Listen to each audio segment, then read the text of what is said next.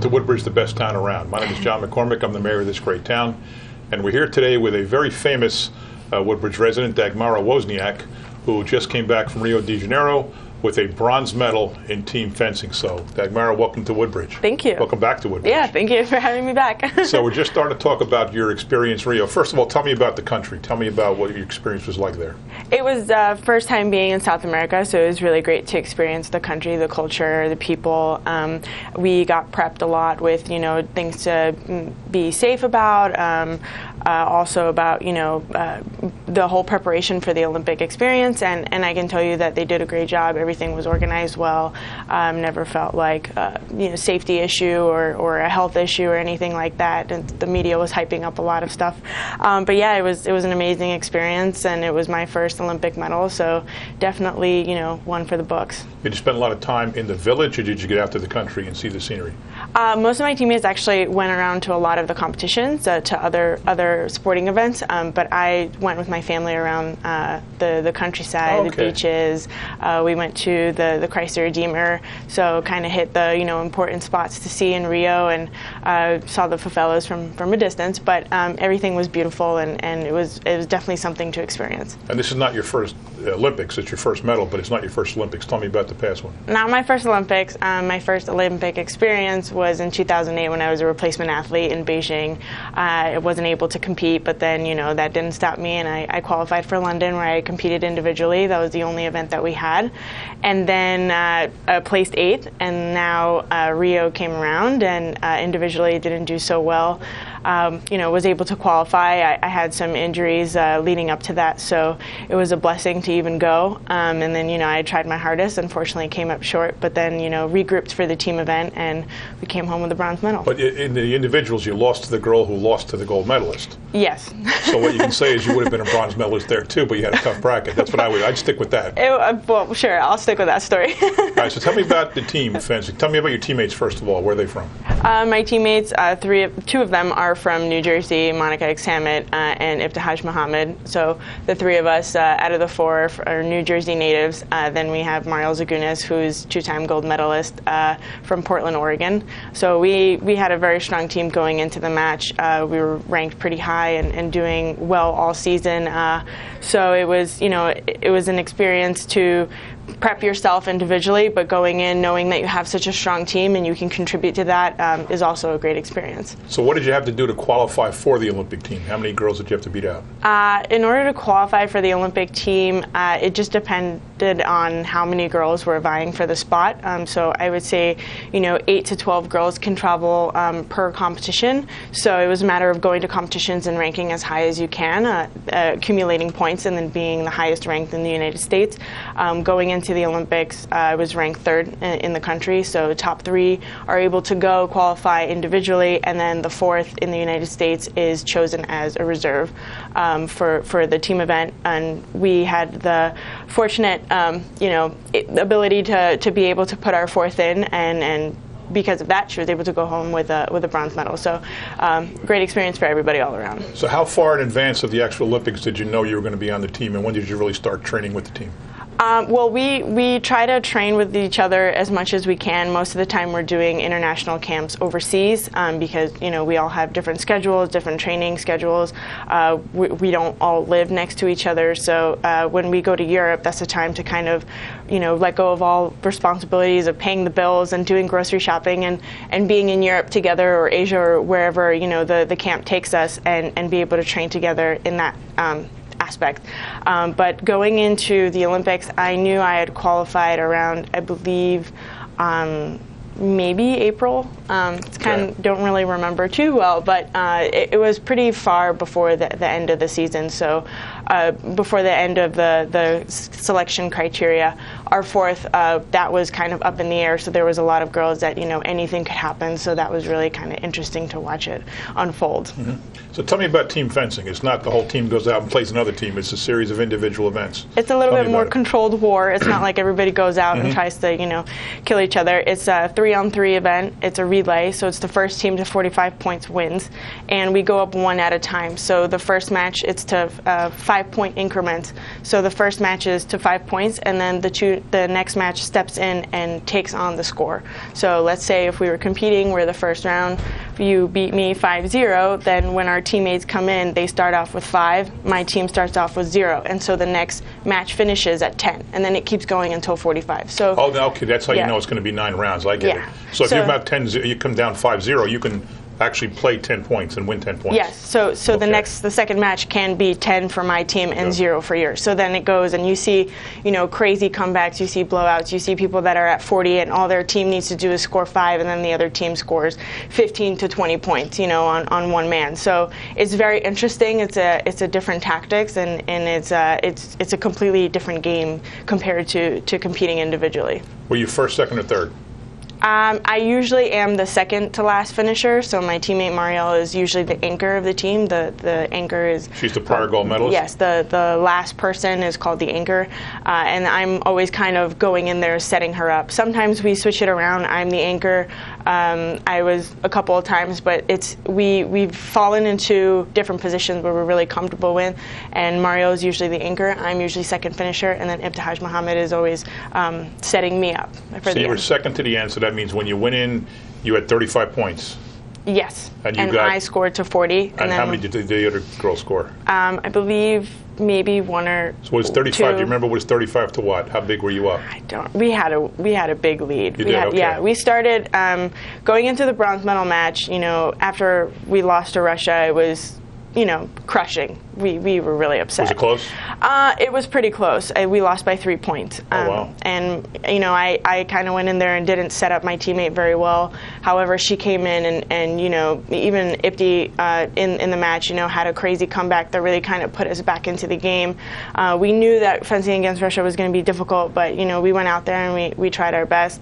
Going home, not being in the final match was really difficult, but we knew that, in the time that we had to prepare for the bronze medal match, we needed to let it go. We needed to box it up and put it aside. So we started watching videos. I think a lot of us were really kind of down in the slums, but together as a team, we started saying, okay, we know Italy, we know how to fence them. What do we do? Kind of to work through all those, negative thoughts and bad feelings about losing. And so I just remember going into, the call room right before you go onto the strip, and I saw, Team Italy, and I could see that they were still crushed. And for us to kind of regroup and get back in there, I think it was a combination of us, putting the loss aside and really, saying, hey, we can still go home with something, which is really important to, represent the country and be able to go out there and come home with a bronze medal. I could see that Italy didn't necessarily recover, so it was us feeling really great and really pumped up, yes, and then them feeling a little bit, defeated. So I think we went in there, and I mean, not that I wanted to fight for the bronze medal, but it was a little anticlimactic with how big of a score we had. But again, it's an amazing experience to go home with something and like I said, represent the country well. So you go home and you're at 30, 35, you go to 40, you beat her 5-1. Does that mean that you played the second match and the fifth match and the eighth match all against the same girl? No. It's varied. You play everybody once? Yes, so gotcha. I fence each girl on the opposite team one time. And everybody plays everybody once? Yes. Terrific. And then we had a discussion before the match that no matter what happens, the coaches were going to put in the fourth person, and regardless of the score or whatever, to give everybody an opportunity to fence. And our girl came out and was able to keep that lead. Feel like part of it because she played. Yes. So tell me about your coach. My coach, our national coach is Ed Corfanti. He's Marielle Zagunis' personal coach, he lives out in Portland, and he's been the national coach, ever since I started competing, Polish also. But my personal coach is Yuri Gilman at Manhattan Fencing Center, where I've been training for, many years now. Well, let me get to that then. How long have you been fencing, and why in the world would a girl from Avenel, New Jersey, take up fencing? Well, I started fencing when I was 9, and Why? now my dad got me into it. You know, I did karate at a local club, actually on, I think, right at the end of Avenel Street. It's not there anymore. But I used to do karate. I tried gymnastics. I tried, you know, my dad saw that I was athletic and a tomboy and trying to, you know, get involved in athletics. And in Clark, New Jersey, where the club was originally, Polish-American fencing school, there was a club, and my dad decided, you know, he's familiar with fencing and also with, you know, keeping me involved with Polish culture. So took me to the Polish Cultural Foundation and under, you know, the coach at that time, Janusz Munek, to practice the language, you know, get involved with kids, be active as well. They never thought that, you know, hey, I'd get really good at it and reach this level, but it was a matter of, like I said, practicing the language, making new friends, being active, and yeah, it just blossomed from there. And then I, you know, started taking it really seriously. I fell in love with the sport. You know, took me all around the world. So there's a lot of things that I'm thankful for. And when I started getting more involved with the sport and more competitive, then I moved to the city where I started training with Yuri Gelman, and where I still train with him today. How old were we then? How old were you when when you got in as a coach? I changed coaches when I was 14. So I started traveling into the city. First, I did about 2 weeks with my mom, and then she just sent me on my own. And yeah, so going into the city, I mean, it was literally finish school at Colonia, and then by 3:30, I had to catch the train into the city and go for training and come home at 9-10 p.m. and then start my homework. So you were very good very quickly. I mean, I was definitely dedicated. I wasn't the best, that's for sure, but I think that discipline and that drive really kind of kept me in it for a long time and got me where I am today. Terrific. And your family's been supportive the whole way? My family has been so supportive the whole way. They were able to come out to Rio and watch me and, you know, see a little bit of the world as well, and, you know, just experience the whole thing that I go through.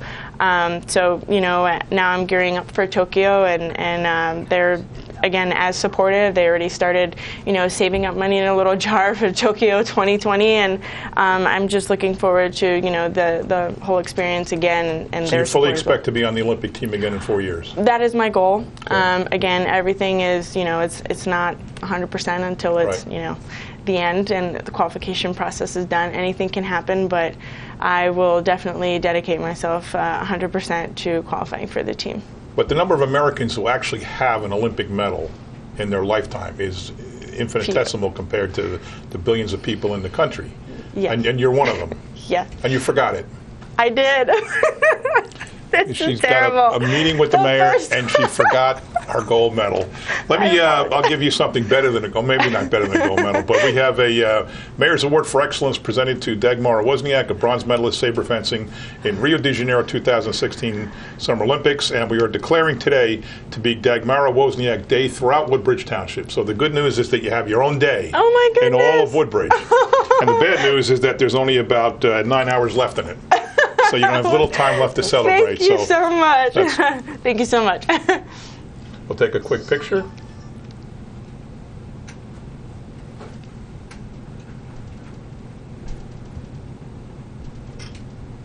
And one more, please.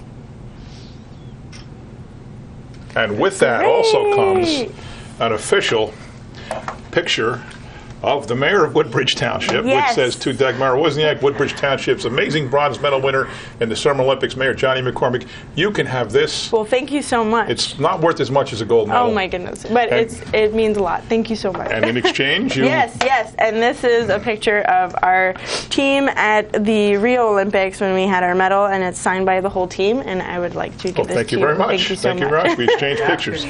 This one I will put up in my office because, you know, people come in for meetings and they look around and see, you know, Yankee stuff and other stuff, and this is something people will notice and ask about. That's great. So thank you very much. This is Dagmara Wozniak from Avenel, New Jersey, a bronze medalist in the Rio de Janeiro Summer Olympics, hopefully a medalist in the Tokyo Summer Olympics in 4 years.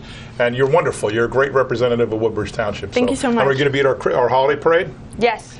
Hopefully, yes. Yeah, good. We're going to honor you there and give everybody a chance to say hello to you and meet you and get to meet Santa Claus. He's coming here. You know, all the places he could be, he comes to Woodbridge once a year. Of course. So we're very, very proud of that. So we have Santa Claus and we have you. Thank you so much. Well, thank you very much. Thanks for your time, Thank you. Thanks for watching.